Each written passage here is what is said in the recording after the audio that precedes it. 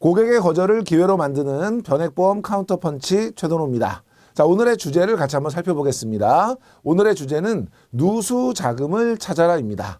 그럼 먼저 고객의 거절을 한번 살펴볼까요? 오늘 고객님은 굉장히 불만이 많으신 고객님이세요. 대출도 갚아야 되고요. 아이들 교육비에 뭐에 들어가는 돈이 너무 많아서 준비할 여유가 없어요. 라고 거절을 하셨는데요. 자, 이런 고객님들은 어떤 유형일까요? 지금 자금 여력이 없기 때문에 가입을 미루는 여러분들이 가장 많이 만나시는 이제 그런 유형 중에 하나일 텐데, 자, 이런 고객님들에게는 어떻게 대응하면 좋을까요? 자, 오늘의 카운터펀치는요. 지금 현금 흐름표를 그린다면 수입이 많이 나올까요? 지출이 많이 나올까요? 입니다. 자, 저희가 일반적인 가계 같은 경우에는 이런 가계의 재무 건전성을 파악하기 위해서 자산 부채 상태표라는 것을 먼저 만듭니다. 그래서 자산을 확인하고요. 부채를 확인하고요. 저희가 알고 싶은 것은 가지고 있는 자산을 전부 다 청산해서 부채를 갚고 나면 진짜 자산, 이걸 저희가 순자산이라고 하는데, 이 순자산이 얼마일까? 이것이 저희가 알고 싶은 것이고, 이걸 왜 알고 싶으냐면 사람들이 부자가 된다라고 하는 건 뭐예요? 순자산이 늘어나는 걸 의미하거든요. 그러면 순자산을 늘리기 위해서는 둘 중에 하나가 돼야 돼요. 자산을 늘리거나 아니면 부채를 줄이거나. 그러면 자산을 늘리거나 부채를 줄이기 위해서는 뭐가 필요하죠? 돈이 필요하죠. 그 돈은 어디서 나올까요? 그걸 확인하기 위해서 작성하는 것이 현금 흐름표입니다. 현금 흐름표는 왼쪽에 수입, 오른쪽에 지출을 쓰게 되는데요. 세부적인 항목들은 사람마다 금융기관마다 차이가 있기 때문에 여러분이 편하신 대로 작성하시면 되고요. 요거는 예시로 봐주시면 될 것 같아요.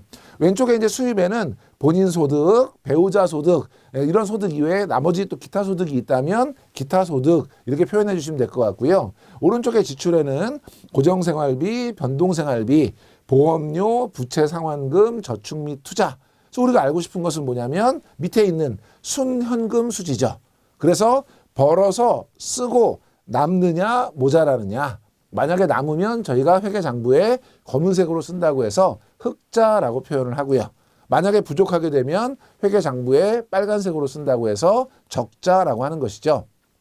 사실은 이 이제 현금 흐름표를 고객분과 함께 작성해 보시면 아주 재미있는 일이 벌어집니다.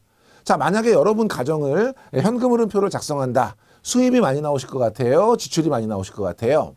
제가 고객분들에게 질문을 해보면 특히나 여자분들, 우리 가정주부분들은 거의 대부분 지출이 많이 나와요 라고 대답을 하세요. 근데 막상 현금 흐름표를 작성해보면 상당수의 분들이 훨씬 더 지출보다는 수입이 많이 나오는 것을 볼 수 있어요. 왜 이런 일이 벌어지느냐? 자, 제가 한번 해보는 거예요. 자, 고객님 T자 그리시고요. 왼쪽에다가 수입 쓰세요 라고 말씀을 드리면 거의 대부분의 고객님들은 고개가 땅으로 떨어집니다. 무슨 얘기냐면 하고 바로 쓰신다는 거죠. 왜 바로 쓰시죠? 대부분의 고객님들이 크든 작든 간에 다달이 그 수입을 쪼개서 지금 살림을 살고 있기 때문에 정확하진 않더라도 대략적으로 수입이 얼마다라는 것은 다 알고 계세요. 그런데 지출을 쓰게 되면 좀 달라져요. 자, 고객님 교육비 한번 써보세요. 그러면 고개가 땅으로 떨어지는 것이 아니라 일제히 고개가 하늘로 올라가죠. 국어하고 영어하고 이러고 쓰세요. 자, 통신비 쓰세요. 남편 거랑 내 거랑 아이 거랑 이렇게 쓰세요. 이렇게 쓰시다 보면 수입을 다 못 채웁니다. 왜 못 채울까요? 생각이 안 나는 거죠. 얼마 전에 옆집에 누가 생일이어서 생일 선물 사준 거. 엄마 외출해서 늦으니까 니네끼리 짜장면 시켜 먹어. 이런 거. 이런 것들은 생각이 안 나요. 그렇기 때문에 지출로 수입을 못 채우거든요. 이렇게 어디에 썼는지도 모르고 흐지부지 없어지는 돈, 이런 돈을 저희가 누수 자금이라고 하는데요. 경우에 따라서 많게는 30-40%, 적게는 10%에서 20%의 돈이 이렇게 누수 자금으로 없어져요. 누수라는 게 뭐예요? 수돗물이 우리 집으로 들어오는데 중간에 파이프에 누수가 생기게 되면 물은 물대로 못 쓰고 돈은 돈대로 못 쓰는 거거든요. 그래서 저희가 현금 흐름표를 작성하는 목적이 있어요. 예전에 어떤 연예인분이 나오셔서 잘 썼네, 못 썼네, 그레이, 스투핏 이런 걸 예능으로 한 적도 있었지만 저희는 고객님이 잘 썼냐, 못 썼냐보다는 뭐가 더 중요하냐면 어디에 썼는지도 모르고 흐지부지 없어지는 그 누수 자금을 미래를 위한 새로운 적립으로 전환하는 것. 이것이 현금 흐름표를 작성하는 가장 중요한 목적이에요. 그래서 아까처럼 저는 여력이 없어요 하시는 분들도 막상 현금 흐름표를 작성해 보면 그분도 누수 자금이 있을 거고, 그럼 저희가 그 누수 자금을 찾아서 미래를 위한 적립으로 전환할 수 있도록 도와주는 것, 이것이 현금 흐름표의 가장 중요한 목적이에요. 자, 그러면 저희가 이렇게 현금 흐름표를 가지고 만약에 적립을 한다면 어떤 원칙을 지켜야 될까요? 많은 분들이 생각하시는 게 쓰고 남으면 저축한다고 생각하시는데 관점을 바꿔야 돼요. 그래서 저희가 첫 번째로 주장하고 싶은 것은 저축하고 남는 돈을 쓰자. 그러려면 어떻게 해야 돼요? 이런 저희가 이제 필요한 돈들을 쭉 한번 써보고요. 내가 언제쯤 무슨 일 때문에 돈이 얼마 정도 필요하지? 이걸 한번 적어보는 것과 그렇지 않은 것은 차이가 많아요. 여러분이 쭉 적어보시고 나서 쭉 더해보시면 필요한 돈이 어마어마하게 많습니다. 이거를 지금부터 모두 준비하실 수 있는 분은 많지 않아요. 하나씩 준비를 해 가셔야 되는데, 먼저 뭘 하셔야 되냐면 일단 가계의 재무 상태를 감안을 하셔가지고 여러분이 내가 이번 달에 한 달에 얼마 저금해야지 라고 하는 첫째, 월 목표 저축 금액을 결정하는 것이 중요해요. 이거는 임의적으로 결정하는 거예요. 나는 100만 원 저금해야지, 나는 50만 원 저금해야지. 그리고 일반 우리 고객분들이 하시는 가장 실수가 뭐냐면 100만 원 저금해야지 생각하고 바로 100만 원을 저금하는 거예요. 그리고 막상 써보면 모자라거든요. 그러면 앞쪽에서는 3%, 4%짜리 투자 수익률로 100만 원 저축을 하고 뒤쪽으로는 17%, 18%짜리 현금 서비스를 쓰고 이런 오류를 범하는 경우가 많습니다. 그러니까 목표 금액을 정하면 바로 저금을 하는 것이 아니고 두 번째로 뭘 하셔야 되냐면 예산 및 지출 계획을 수립해야 돼요. 무슨 얘기냐? 내가 100만 원 저금해야지라고 생각했으면 내가 들어온 수입에서 100만 원을 빼놓고 나머지 걸로 써야 되잖아요. 그러면 어디에 얼마를 어떻게 해서 쓸 것인지 계획을 세우는 거예요. 왼쪽에 보시면 가계부를 쓰는 것보다 중요한 것은 예산이다라는 제가 강조를 빼곡 해드렸는데, 이건 무슨 얘기냐면 많은 주부님들이 가계부에다가 어디에 얼마 썼다 지출 내역만 기록하시거든요. 사실은 예산이 없이 지출 내역을 기록하시는 것은 큰 의미가 없어요. 그러니까 먼저 뭐가 중요하냐면 예산을 세우는 거예요. 예를 들면 식비는 100만 원, 통신비는 20만 원, 이런 식으로 100만 원을 제외한 나머지 걸로 어떻게 살 건지에 대한 계획을 세워봅니다. 그리고 나서 실제로 사용을 하시면서 그때 필요한 게 가계부예요. 내가 어디에 얼마를 썼다고 기록을 해보시는 거예요. 그러면 세 번째, 지출하고 예산을 수정 반복하라는 얘기가 뭐냐면, 자, 이번 달에 제가 썼어요.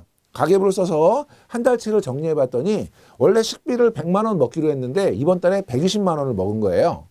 가정주부라면 아세요. 야, 우리 집은 식비를 도저히 120만 원 밑으로는 못 줄이겠다라고 판단이 되면 어떻게 해야 돼요? 예산을 120만 원으로 바꿔야죠. 그런데 이번 달에 괜히 외식을 4번이나 했네. 그럼 어떻게 해야 돼요? 다음 달에 외식을 줄여보는 거죠.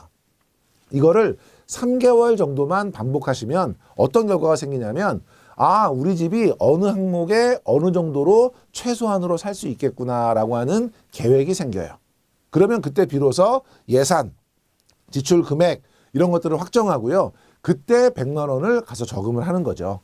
그리고 저희는 요 예산대로 사는 거예요. 이렇게 예산대로 사시다 보면 삶이 그렇게 피곤하고 구질구질할 수가 없어요. 친구분들하고 술 한 잔 먹기도 굉장히 부담스럽고요. 술이 뭐예요? 커피 한 잔 먹는 것도 굉장히 부담스러워요. 그런데 괜찮아요. 왜냐하면 내 미래를 위해서 새로운 100만 원이 계속 자라고 있기 때문에.